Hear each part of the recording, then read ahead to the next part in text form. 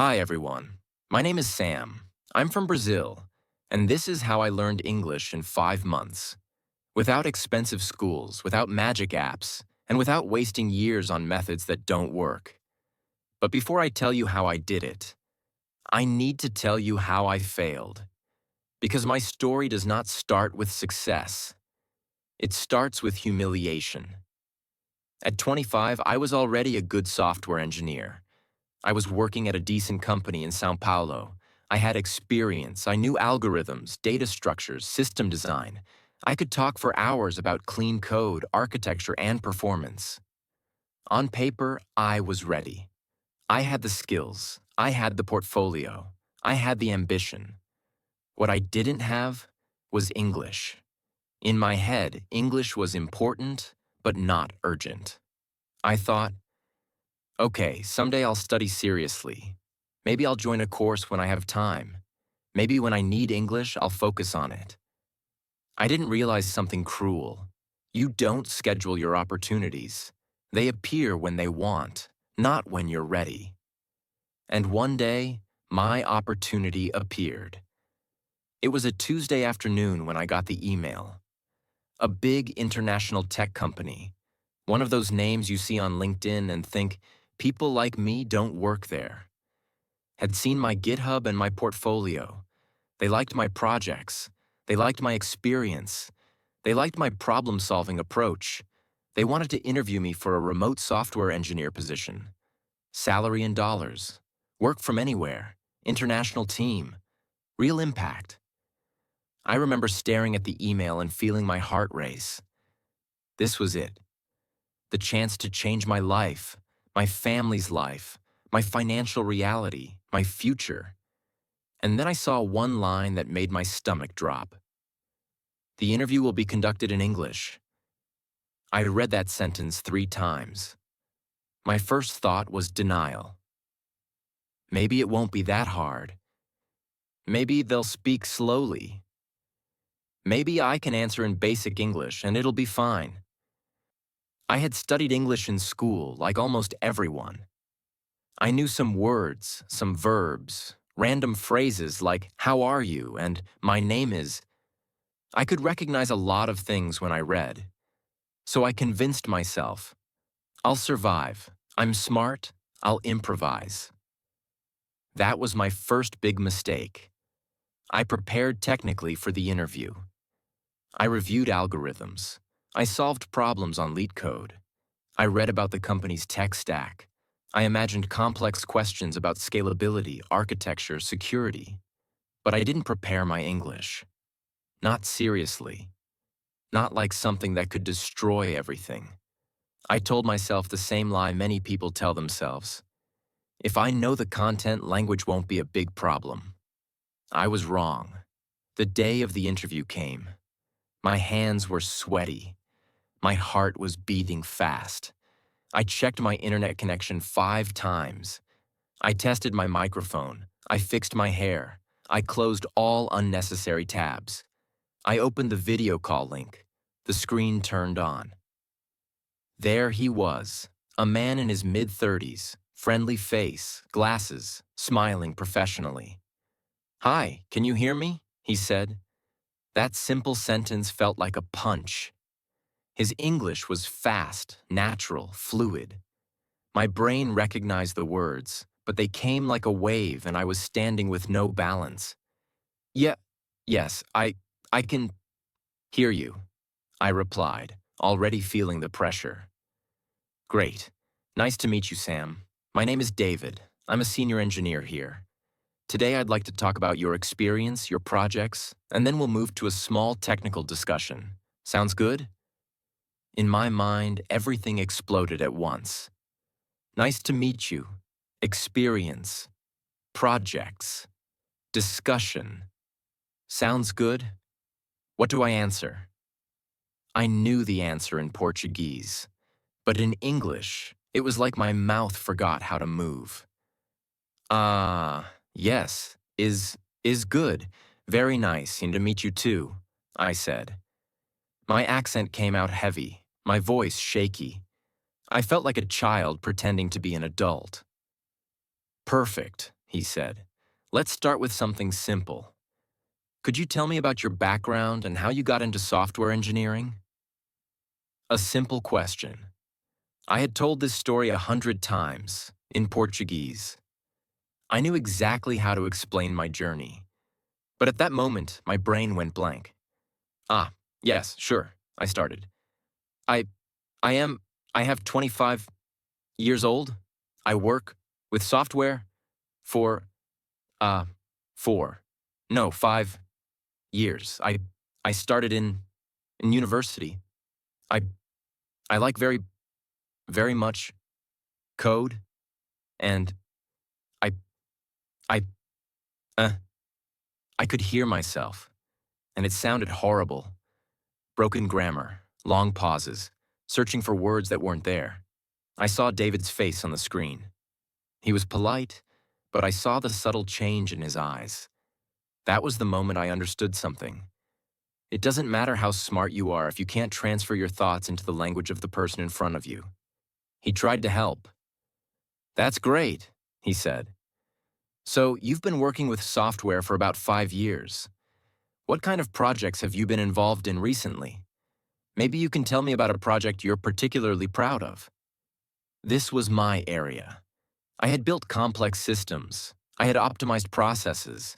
I had shipped features that impacted thousands of users. But my English was not strong enough to carry the weight of my experience. Ah, project. Yes, I replied.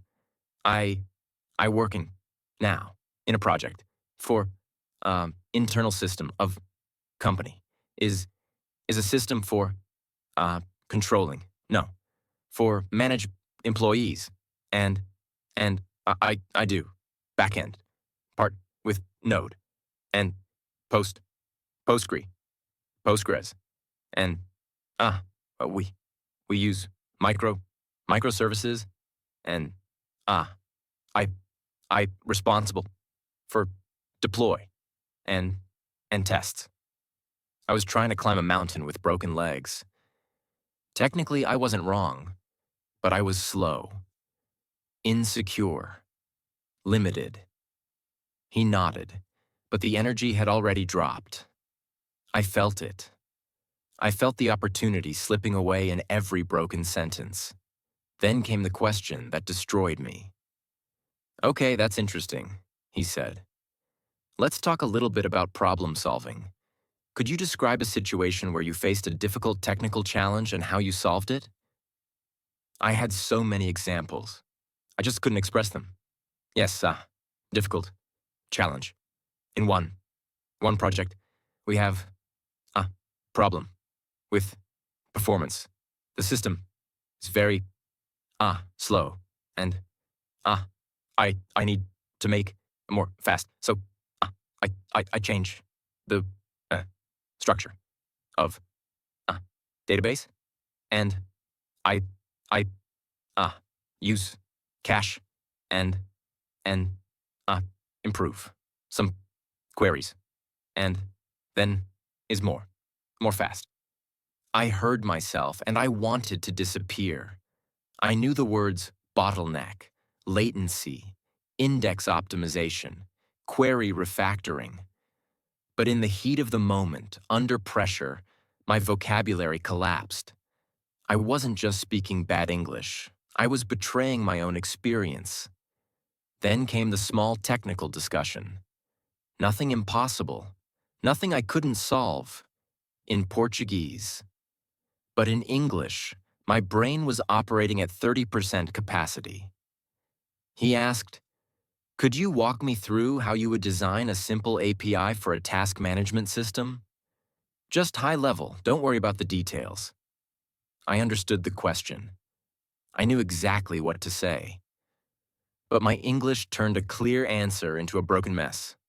Ah, I, I make, uh, one API with, Node or, another tech, and, I create, endpoints for create task and, delete task, update task, and, I use, token for security.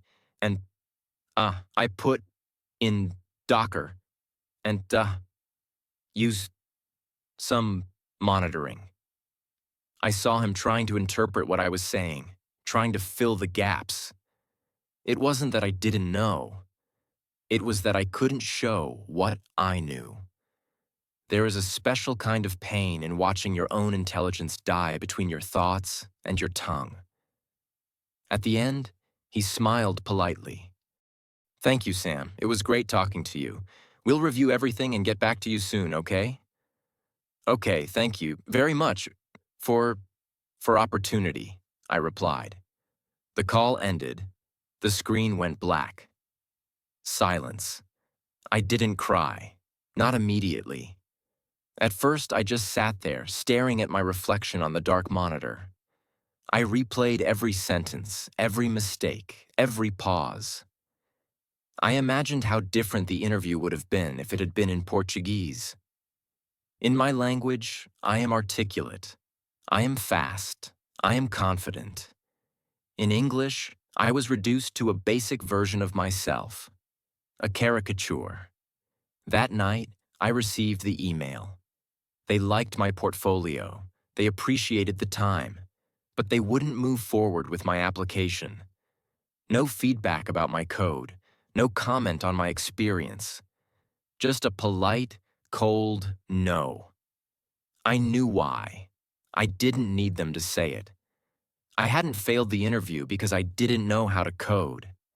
I failed because I didn't know how to communicate my mind in English, and that hurt more than I expected. I went to the bathroom, looked at myself in the mirror, and I asked a question that changed my life. How many opportunities are you going to lose because you're too lazy to learn English? It was a brutal question, but it was honest. I realized something dark. I had been lying to myself for years. I said English is important, but I never treated it as important. I said I'll start someday, but someday never came. I said, I don't have money for a good course. I don't have time. My job is stressful. School didn't teach me well. Excuses, sophisticated excuses, intelligent excuses, but still excuses. That night I made a decision, not a wish, not a goal for the new year. A decision.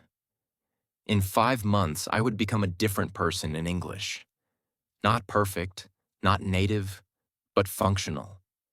Secure enough to speak, clear enough to explain my work, strong enough to survive any interview in English. And I would do it without expensive schools, without wasting time with grammar-only methods, without waiting for someone to save me.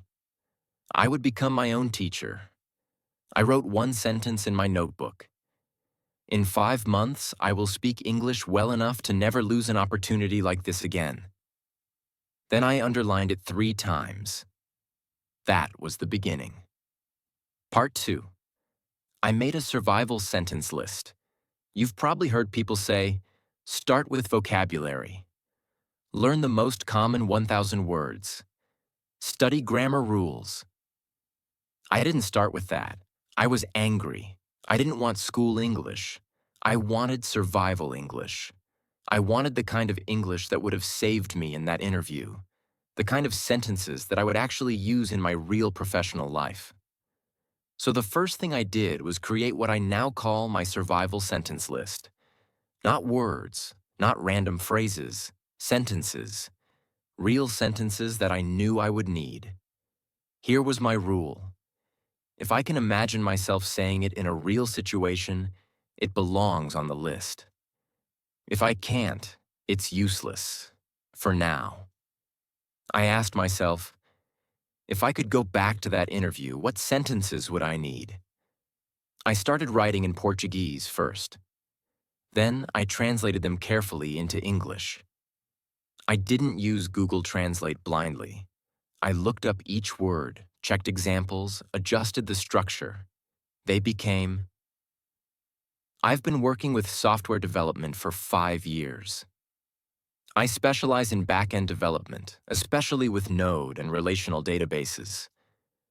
In my last project, I redesigned parts of the architecture to improve performance. I enjoy solving complex problems and optimizing systems. I started to feel a small taste of power. These were not textbook phrases like "the cat is under the table." These were sentences that carried my real life inside them. I continued. I imagined the interviewer asking, "Can you tell me more about your responsibilities in your current role? How do you usually approach a new technical challenge? Why are you interested in this position? What are your strengths and weaknesses as an engineer?" For each question, I wrote my answer in Portuguese, then crafted it in English. My list grew. Soon, I had sentences like, "In my current role, I'm responsible for designing and implementing new features, fixing bugs, and collaborating with the product team. When I face a new technical challenge, I usually start by understanding the requirements clearly. Then I break the problem into smaller parts. I'm interested in this position because I want to work on products that have a global impact and learn from experienced engineers from different countries. One of my strengths is that I'm very persistent. I don't give up easily when I face a difficult problem. A weakness is that sometimes I try to do too many things at once, but I've been working on improving my planning. This list became my weapon. It was personal. It was practical. It was focused on me and my reality. I wasn't just learning English. I was learning how to talk about my life in English. And that makes all the difference. Here's something most people never understand.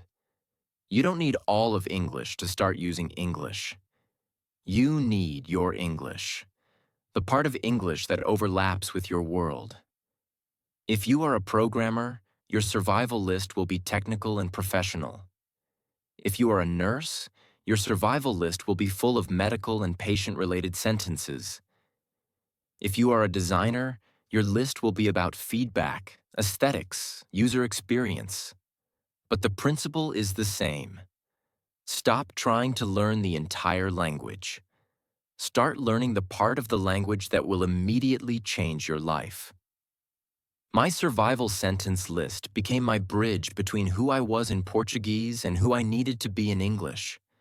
I organized the list into sections about me and my background, my work and daily responsibilities, my skills and strengths, my weaknesses and areas to improve, how I solve problems, why I want to work for an international company, how I work in a team, how I handle pressure and deadlines. Each section had 5 to 10 key sentences. Just reading them, I already felt more prepared than I had been in that interview. But reading was not enough. If your goal is to survive a real conversation, you can't stop at understanding. You must train your mouth to say those sentences without pain. And that leads to the next step of my method. Part 3. I read my sentences out loud 10 times. Understanding is not the same as using. You can look at a sentence and understand it, but when you try to say it, you get stuck. Your tongue freezes. Your brain panics. You pause in the middle. You forget words. That is exactly what happened to me in the interview. I kind of knew the words, but they weren't available. They weren't automatic. So I decided to do something that felt stupid at first, but changed everything. I started reading my survival sentence list out loud like an actor rehearsing lines for a movie. Not once. Not twice. 10 times. 10 times each sentence. I closed my room door, took my notebook, and started. I've been working with software development for 5 years. 1 time, 2 times, 3 times. The first time, my mouth felt slow and heavy. The rhythm was off. The sounds were awkward. By the 5th time, it started to feel more natural. My tongue moved faster. My brain no longer needed to decode each word. By the 10th time, it was almost automatic. I've been working with software development for 5 years. It came out in one breath, smooth, coherent. I moved to the next sentence. I specialize in back-end development, especially with Node and relational databases. This one was harder. Specialize, relational, development. I stumbled. I repeated. I corrected myself. 10 times. Again and again. Something interesting happened. After 5 or 6 repetitions, I stopped focusing on each individual word and started feeling the sentence as a whole. It was no longer a list of separate words. It became one single block of meaning, one single flow. That's the secret most people ignore. Fluency doesn't come from knowing 1,000 isolated words. Fluency comes from having blocks of language stored in your brain and mouth that you can use instantly. And there's only one way to build those blocks. Repetition with attention. Not reading silently. Not just listening. Speaking. Out loud, many times. I created a small rule for myself. Every day, I had to take at least 10 sentences from my list and read each of them out loud 10 times. No negotiation. It was awkward. Sometimes I was tired. Sometimes I didn't feel like it. Sometimes I was worried that my neighbors would hear me saying weird English sentences alone in my room. But this was the deal I made with myself. 5 months of discomfort in exchange for the rest of my life with access to global opportunities. Fair trade. I also started paying attention to the rhythm and stress of the sentences. I listened to native speakers saying similar phrases on YouTube, in interviews, in tech talks. Then I tried to imitate the music of the language. Not to be perfect, not to sound American or British, just to be clear and confident. The more I repeated, the less I had to think. And the less I had to think, the more brain power I had for the content of what I wanted to say, not just for the form. This is what killed me in the interview. I was using 90% of my mental energy to find the words, so I had almost no energy left to think deeply about the answers. By training those sentences until they became automatic, I freed mental space. I started to feel something new, a small but real sense of control. After a few weeks of doing this, I noticed something important. When I tried to talk about my work in English, my brain started bringing those exact sentences I had practiced.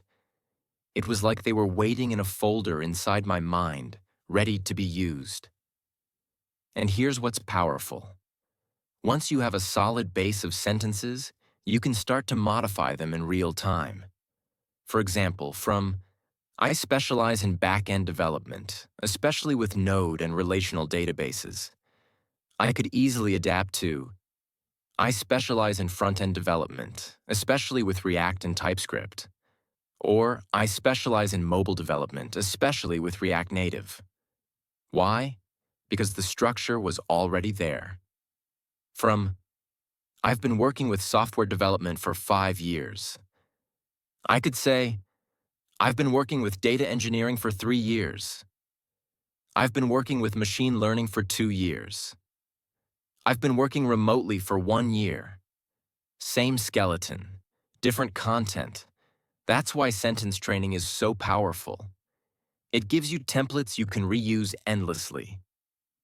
At this point, I had a clear reason to learn English. I had already paid the price of not knowing it. A personal survival sentence list focused on my professional reality.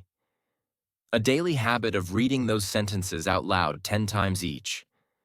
But I knew something. Reading sentences alone is not the same as speaking in a real conversation.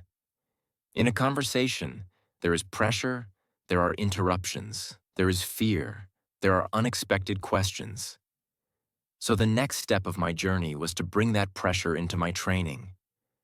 Because if you don't simulate pressure, pressure will crush you when it's real. And that's what I started to do next. Part 4. I simulated the interview that destroyed me. You've already seen how I failed. You've seen how I walked out of that interview feeling small, angry, and ashamed. Now you will see how I used that exact pain as a training tool. Because if something almost destroys you, you can choose to run away from it. Or you can turn it into your personal gym. That's what I did with my fear of interviews in English. After a few weeks of building my survival sentence list and reading those sentences out loud 10 times, I felt progress. I could talk about my background, my work, my skills, my projects much more clearly than before. But deep inside, there was still a wound. Every time I imagined being in another English interview, my chest got tight. The memory of that failed interview was not just a story. It was a trigger. And if you never confront your triggers, they control you. So one night, I did something simple, but extremely uncomfortable. I decided to relive that interview. On purpose. I sat down in front of my laptop, looked at the black screen, and imagined the same scenario. The interviewer, the questions, the pressure. But this time, I wasn't going to just remember it. I was going to simulate it. I opened a blank document and wrote the interviewer's questions in English as I remembered them. Could you tell me about your background and how you got into software engineering? What kind of projects have you been involved in recently? Could you describe a difficult technical challenge you faced and how you solved it?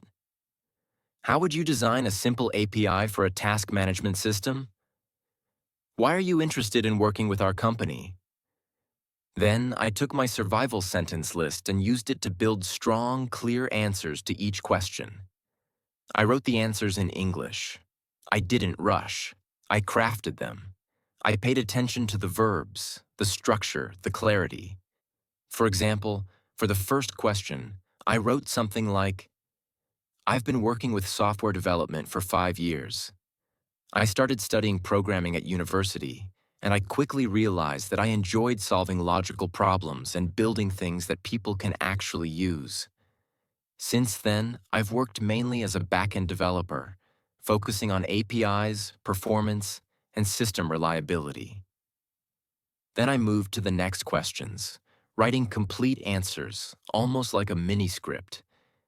This was not about memorizing robotic lines. This was about preparing my brain to express my real experience in English under pressure. When I finished writing, I wasn't done. I stood up, looked at my screen as if there was a real person in front of me, and I started the simulation. I didn't read the questions. I played both roles. I said out loud in English, "Hi Sam, nice to meet you. Could you tell me about your background and how you got into software engineering?" Then I paused, looked at my imaginary interviewer, and answered, "I've been working with software development for 5 years." I didn't read the answer word by word. I used my script as a guide, but I allowed my speech to be natural. If I forgot a word, I tried to replace it with another. If I got stuck, I didn't stop the simulation. I pushed through. I was training my brain to stay in English even when it was uncomfortable. At first, it was weird, talking to an empty screen, acting like I was in a real interview. But something powerful was happening. I was teaching my nervous system that English interviews were not a mystery anymore. They were a scenario I could prepare for. I repeated the same mock interview several times. Question, answer, question, answer. I recorded myself speaking, then listened again. Painful? Yes, but pain is information. I could hear where I was too slow, where my pronunciation was unclear, where my sentences were too long or confusing. I corrected. I adjusted. I repeated. Every simulation made the next one easier. Here's a crucial idea. If you only practice English in safe situations, like reading alone or doing grammar exercises, you'll always collapse under real pressure. Your brain needs to be exposed to the kind of stress it will face in actual life. Interviews, meetings, presentations, spontaneous conversations. You don't need a real interviewer to start training for that. You can simulate the situation. You can write the questions, prepare your answers, stand up, put a timer, speak as if someone is watching, record yourself, analyze, improve, repeat. I did this over and over until the idea of speaking in an English interview stopped feeling like a nightmare and started feeling like a challenge I could handle.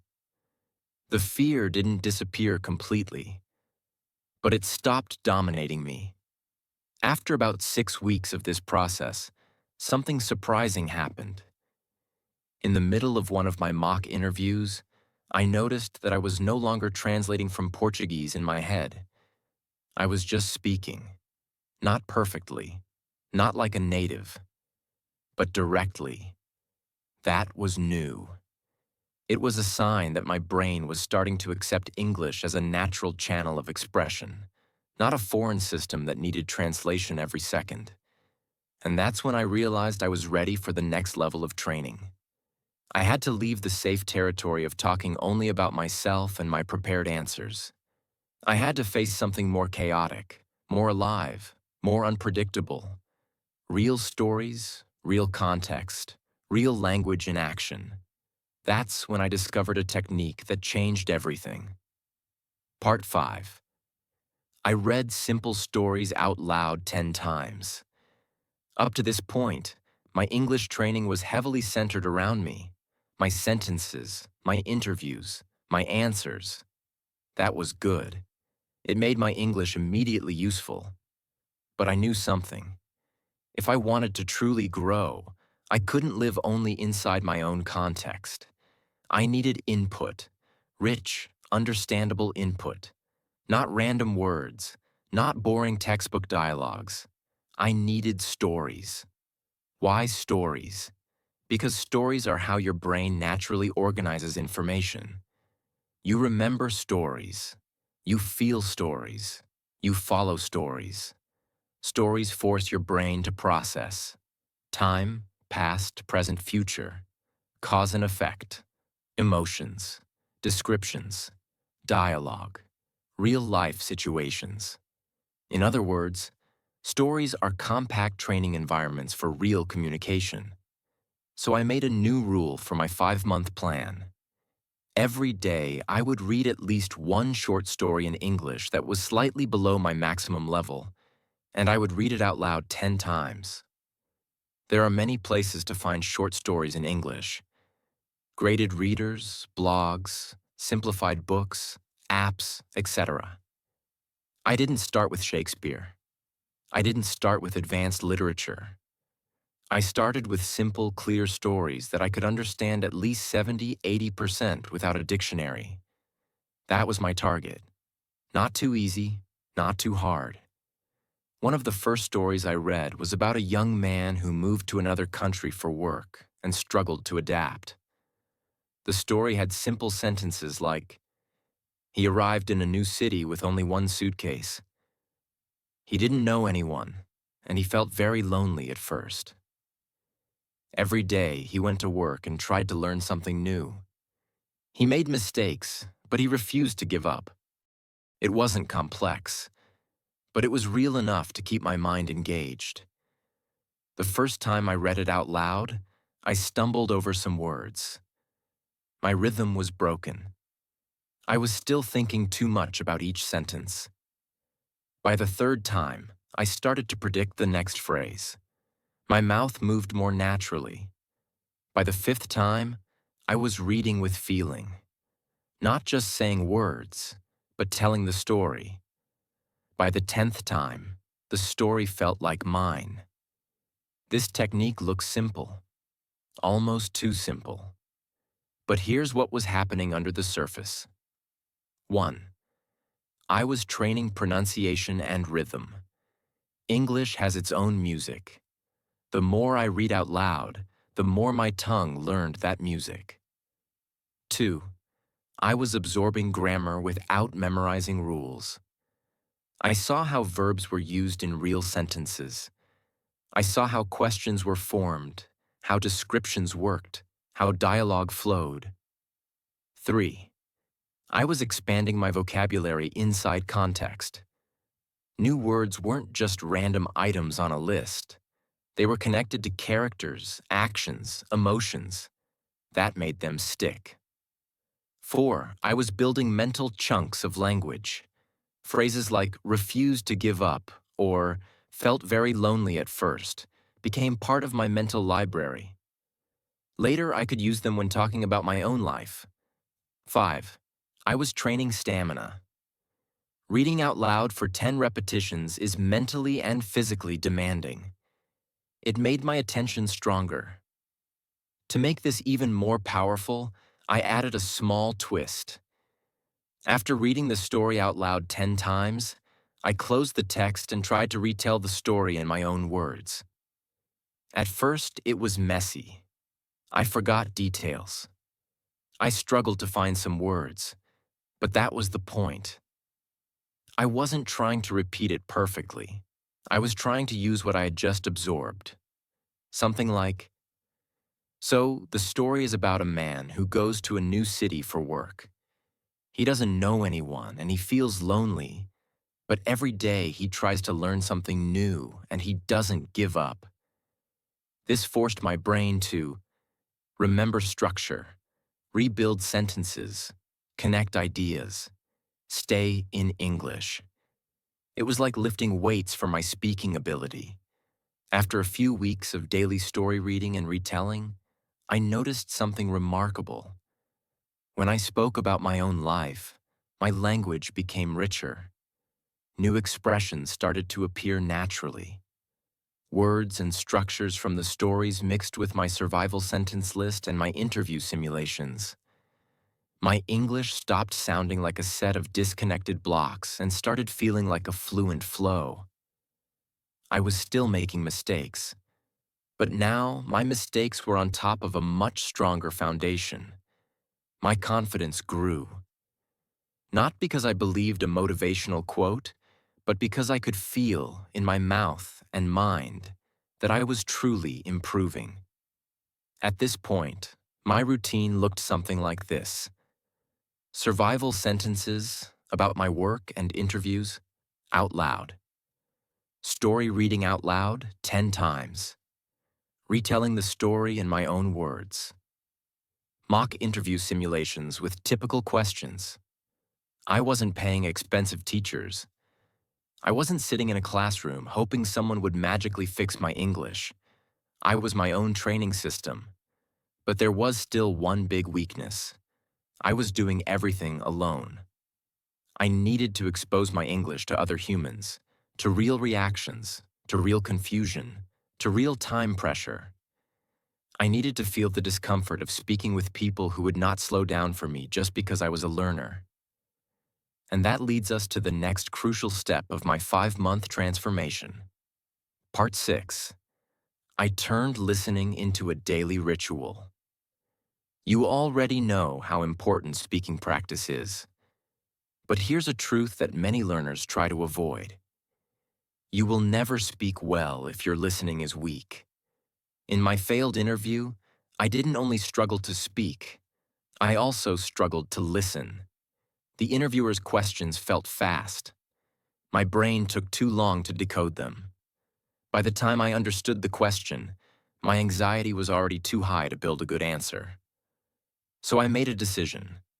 I was going to attack my listening with the same intensity I used for my speaking practice. But I didn't want passive listening, like playing English in the background and hoping my brain would magically absorb it. I wanted active listening. So I turned listening into a daily ritual. Every day, I chose one piece of real English audio that was connected to my world. A short tech talk, a piece of an interview with a software engineer, a podcast segment about work, productivity, or coding, a YouTube video about development, career, or remote work. I didn't care about entertainment. I cared about relevance. Then I followed a simple but powerful process with that audio. 1. First listening, just understanding. I played the audio once without subtitles, without transcript. My only goal was to understand the main idea. I didn't pause. I didn't obsess over every word. 2. Second listening, with transcript or subtitles. I listened again, this time reading along. I noticed which words were new, which phrases were interesting, where my understanding had failed the first time. 3. Micro repetition, sentence by sentence. I rewound the audio and played it sentence by sentence. After each sentence, I paused and repeated it out loud, trying to imitate the speaker's rhythm and intonation. 4. Shadowing, speaking with the audio. Finally, I played a longer segment and tried to speak at the same time as the speaker, like a shadow. I didn't worry about being perfect. I focused on staying close to the flow. This routine connected my listening and speaking in a single practice. I wasn't just hearing English. I was absorbing it and reproducing it. The first time I did this, it was exhausting. My brain felt overloaded. My tongue tripped over words. I needed to rewind the audio many times. But after a few days, something shifted. Phrases that had sounded fast and impossible started to become predictable. I began to recognize patterns like, one of the challenges we faced was, from my experience, the best approach is, what I usually do in this situation is, at the end of the day, our main goal was to, these are not just words, they are structures. Once they enter your brain, you can use them in your own speech. And when I returned to my survival sentence list, I started adding new sentences inspired by what I had heard. It was like connecting cables inside my mind. Listening fed speaking. Speaking reinforced listening. After a few weeks of this active listening ritual, I noticed something important. When I watched interviews or tech talks in English, I no longer felt that constant delay between sound and understanding. The language became lighter, faster, more transparent. In my mind, it felt like going from translating to recognizing. From, what does that mean? To, I know that structure. I've heard it before. This is the invisible moment when listening starts to transform speaking. Because the more you recognize patterns in what you hear, the more easily you can reproduce them when you speak. I was getting ready, not just to survive the next interview in English, but to actually enjoy it. Part 7. I forced myself into real conversations. Up to this point, everything I did was private. My notebook, my room, my laptop, it was safe. But real life is not safe. Interviews are not safe. Meetings are not safe. Opportunities are not safe. So if I wanted to truly be ready, I had to leave the comfort of isolation and expose myself to what I was still afraid of. Real conversations with real people. In real time. No pause button. No rewind. No, I'll answer tomorrow. Just me, my brain, my mouth, and another human being who had no obligation to be patient with my English. The problem was simple. I didn't have friends who spoke English. I didn't have international colleagues. I wasn't living abroad. So I did what millions of people can do today, but few use seriously. I went online, not to scroll, not to waste time, to hunt for conversations. I searched for language exchange platforms, Discord communities for developers, online meetups for programmers in English, conversation groups focused on tech and careers. I didn't care if it was perfect. I cared if it was real. I created a basic rule for myself. At least 3 times a week, I must have a real conversation in English with a real person for at least 20 minutes. No exceptions. The first call I joined was painful. I entered a voice channel in a programming Discord server. A few people were already talking about frameworks, libraries, and tools, all in English. Their voices felt fast, natural, light. I stayed silent for a few minutes, just listening. My heart was racing. My mind was screaming, "Leave, they're better than you. You'll be ridiculous, you're not ready." That voice had already stolen one opportunity from me. I wasn't going to let it steal this one. So I unmuted my microphone and said with a shaky voice, "Hey guys, can you hear me?" Someone replied, "Yeah, we hear you. What's up, man? Where are you from?" Here it was, a simple question, a human being on the other side. I said, "I'm from Brazil. My name is Sam. I'm a back-end developer. I'm learning English, so I might speak a bit slow." They laughed kindly. "No problem, man. We all started somewhere. What do you work with?" For the next 25 minutes, I did everything I had trained for. I used my survival sentence list to talk about my background, my experience, my projects. I wasn't perfect. I made mistakes. I asked them to repeat sometimes. But I survived. More than that, I communicated. I understood jokes. I explained what I was working on. I even gave an opinion about a library I hated. When the call ended, I didn't feel humiliated.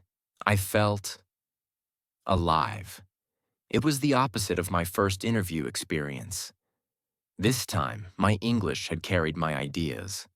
Not perfectly, but sufficiently.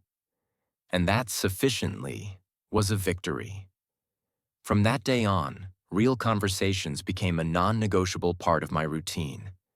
Sometimes it was a one-on-one language exchange, a group call discussing tech news, a casual chat about life, work, and goals. Every conversation exposed my weaknesses, words I still didn't know, expressions I kept repeating too much, situations where I froze. Instead of feeling ashamed, I turned all of that into data. After each call, I wrote down new words or phrases I had heard, sentences I wanted to say but couldn't, mistakes I noticed in myself. Then I added new material to my survival sentence list, and the cycle continued. Write, repeat, speak, listen, adjust, again. Something interesting happened over time. My fear started to change shape. At the beginning, I was afraid of speaking. Later, I became more afraid of not speaking. I realized that every time I stayed silent because of fear or perfectionism, I was losing a chance to improve. So I embraced a simple mindset. I will make mistakes in public. I will sound imperfect. But I will not be silent. This mindset alone accelerated my progress dramatically, because language is not a museum piece to be protected from mistakes. It is a tool to be used, damaged, polished, and used again. Around month 4, I noticed a deep shift.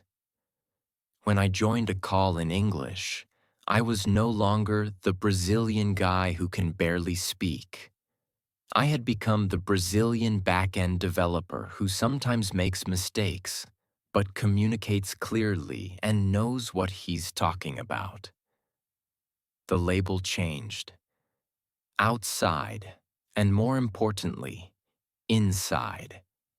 I was no longer the guy who failed the interview and got destroyed by basic questions. I was becoming the guy who could hold his ground in any technical conversation in English. I didn't feel like a fraud every time I opened my mouth. I felt like a professional operating in a second language with courage and skill. And that's when life decided to test me again. Part 8, the second email. It was a regular afternoon. I was working, taking notes, switching between code and English practice. My email notification popped up. At first, I ignored it. Then I saw the subject line. Interview invitation. Back-end engineer, remote. My heart stopped for a second. Another company, another opportunity, another test. This time, a different name, but a similar promise. Remote position. International team. Salary in dollars. Interesting stack. I opened the email. They had found me through my GitHub and LinkedIn. They liked my projects. They wanted to schedule a technical interview. And then, of course, the interview will be conducted in English. A few months earlier, that sentence had felt like a death sentence. Now it felt like a challenge. My hands were still slightly sweaty. My heart was still beating faster. But there was also something new inside me. A quiet voice saying, "You're not the same person anymore. You've trained for this." I replied to the email. We scheduled the interview for the following week. I had 7 days. 7 days to refine, not to start from zero. That alone was a huge difference. In the past, my problem wasn't time. It was that I had almost nothing solid to build on. Now I had my survival sentence list, already large and tested in real conversations. My daily habit of reading and retelling stories. My listening ritual with real tech content. Dozens of mock interview simulations. Real experience speaking with other developers in English. I didn't need a miracle. I needed precision. I prepared like an athlete before a fight. Each day, I focused on a theme. Day 1, my background and projects. I revised and polished all my key sentences about my journey, experience, and portfolio. I practiced talking about at least 3 important projects in clear, structured English. Day 2, problem-solving stories. I chose specific technical challenges from my past and prepared the story arc for each one. The problem, the obstacles, the actions I took, the result. I practiced telling them out loud. Day 3, system design basics. I simulated high-level design explanations in English. APIs, databases, scalability, security, performance. I forced myself to explain concepts simply, as if talking to a smart friend. Day 4, behavioral questions. I prepared answers for questions like, how do you deal with conflict in a team? Tell me about a time you made a mistake. How do you handle deadlines? I didn't memorize exact phrases, but I created clear mental structures for my answers. Day 5, active listening. I watched real tech interviews in English, repeating questions out loud, practicing my own answers, shadowing the speakers. Day 6, full mock interviews. I did 2 complete simulated interviews, from hello to thank you. I recorded myself. I saw my weaknesses. I adjusted. Day 7, rest and light review. I didn't overload my brain. I did light speaking practice, some listening, and went to sleep early. I treated my English like a skill, not a wish. The day of the interview arrived. Once again, I checked my internet, my microphone, my headphones. But this time, I didn't feel like I was walking into a slaughterhouse. I felt like I was walking into a test that I had actually studied for. I clicked the link. The call started. A woman appeared on the screen, smiling. "Hi, Sam. Can you hear me well?" Her accent was different from the first interviewers, but my brain adjusted quickly. "Yes, I can hear you clearly," I said. "I hope you can hear me too." That simple sentence already felt light, natural. "Perfect," she said. "My name is Laura. I'm one of the senior engineers here. Today we're going to talk about your experience and then move to some technical questions. Sounds good?" "It sounds great," I answered. "I'm excited to be here." And for the first time, I wasn't lying. She started with the classic. "Could you tell me a bit about your background and how you got into software engineering?" In my first interview months ago, this question had destroyed me. Now it was my home turf. I took a small breath and answered, "I've been working with software development for about 5 years. I started at university, where I discovered that I really enjoyed solving logical problems and building applications that people can actually use in real life. Since then, I've mainly focused on back-end development, working with Node, relational databases, and APIs. In my current role, I'm responsible for designing and implementing new features, fixing bugs, and collaborating closely with the product team. No panic, no long pauses, no broken grammar. Was it perfect? No. Was it effective? Absolutely. I saw it in her eyes. She was listening to my ideas, not to my mistakes. She continued, "Nice. And what kind of projects have you been involved in recently? Maybe you can tell me about one that you're particularly proud of." I smiled a little. This was exactly what I had practiced, over and over. "There's a recent project that I'm really proud of," I began. "In my current company, we had a problem with an internal system that was getting too slow as the number of users increased. Response times were going up, and it was starting to affect the daily work of other teams. I led an initiative to analyze the bottlenecks, and we found that some database queries were very inefficient and that we were doing too many operations in a single request." I continued, explaining how I redesigned part of the architecture, added caching, and improved performance. I used phrases I had heard in tech talks. I used structures I had practiced in my survival sentence list. I wasn't improvising from nothing. I was building with material that I had trained hundreds of times. She nodded. "That's interesting. I like the way you broke down the problem." She wasn't complimenting my English. She was complimenting my thinking. That was all I ever wanted. The technical part came next. She asked, "Let's imagine you need to design a simple API for a task management system. Users can create tasks, update them, mark them as complete, and delete them. How would you approach this at a high level?" In my first interview, this question had turned into a mess of broken phrases. Now it became a clear explanation. First, I would start by defining the main resources of the system. In this case, the core resource is the task.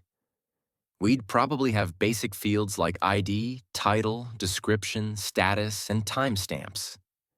Then I'd design a RESTful API with endpoints to create, read, update, and delete tasks. For example, a POST request to tasks to create a new task, a GET to tasks, or tasks ID to retrieve tasks, a put or patch to update them, and a delete to remove them. In terms of architecture, for a simple system, we could start with a monolithic service, using something like Node and a relational database.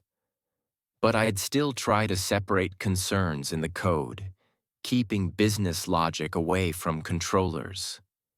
For authentication, We could use JWT tokens so only authenticated users can manage their tasks. And if we anticipate higher scale in the future, we could design the system in a way that makes it easier to extract some parts into microservices later. Was it the most brilliant answer in the world? No. Was it organized, clear, and professional?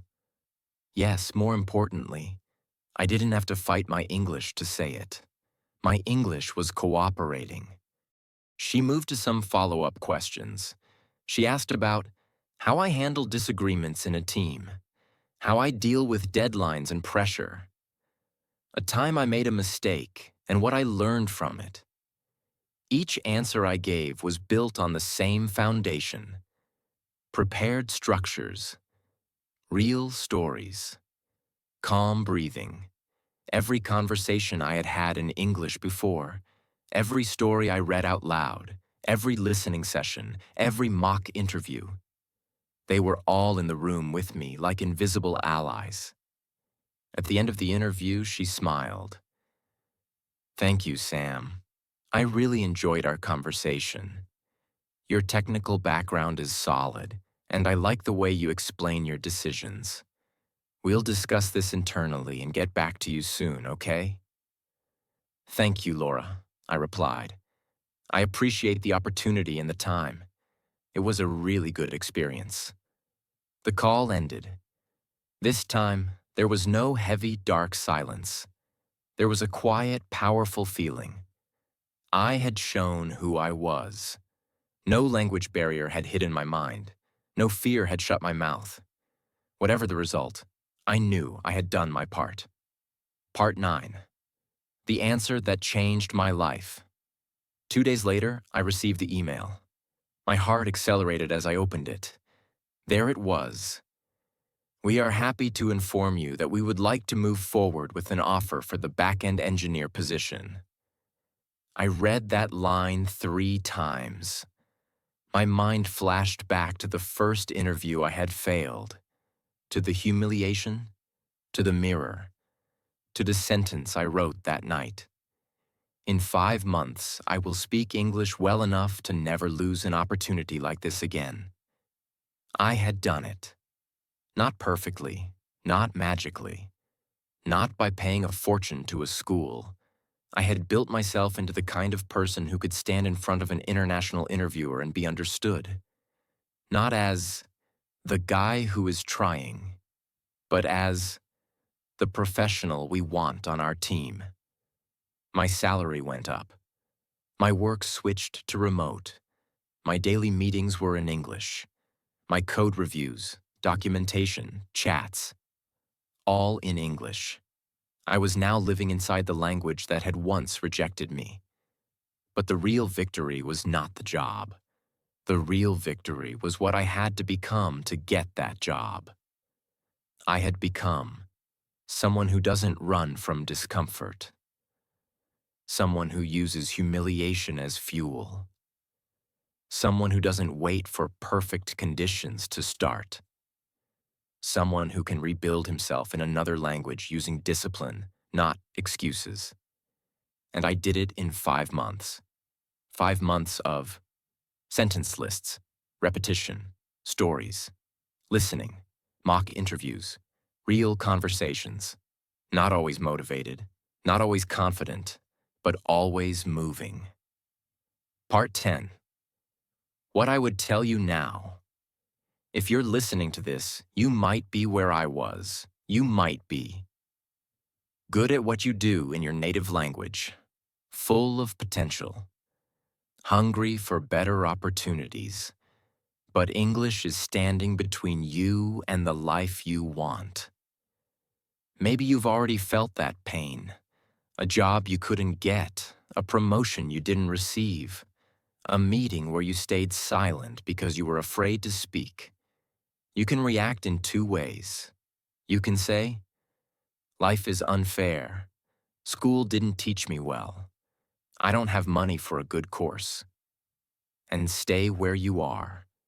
Or you can say, "Enough. I will not lose my future because of this. And start building. I didn't have a private tutor. I didn't pay for an expensive school. I didn't move to another country. I used free or cheap stories in English, free videos and talks, free communities online, a notebook, my own discipline. The brutal truth is this: you don't need perfect conditions. You need a decision and a system. My system was simple. 1. I made a survival sentence list. Sentences I knew I would need for interviews, work, and real life. 2. I read my sentences out loud 10 times, until my mouth and brain could say them without pain. 3. I simulated the interview that destroyed me. I turned trauma into training. 4. I read simple stories out loud 10 times and retold them. I absorbed real structures and vocabulary and context. 5. I turned listening into a daily ritual, active listening, with repetition and shadowing. 6. I forced myself into real conversations, even when I was scared, especially when I was scared. That's it. No magic, no secret, just real work, done with intelligence and persistence. If you expected a hack or a trick, I can't give you that. But if you want a path, this is the path. It's not glamorous. It's not comfortable. But it works. You are not bad at languages. You are just untrained, undisciplined, distracted. The same brain that learned your native language can learn English. If you stop treating English like a school subject and start treating it like a survival skill, your future will not wait for you to feel ready. Opportunities will not slow down because your English is slow. So you have a choice. Stay where you are and keep losing silently. Or stand up, accept the discomfort, and start the 5 months that might change your life. This was my story. My name is Sam. I'm a Brazilian software engineer, and I learned English in 5 months. Not perfectly, but powerfully enough to walk through the doors that used to close in my face. If this story spoke to you, if you felt yourself in my failures and victories, then don't let this just be a nice video. Turn it into a turning point. Welcome to English Rise.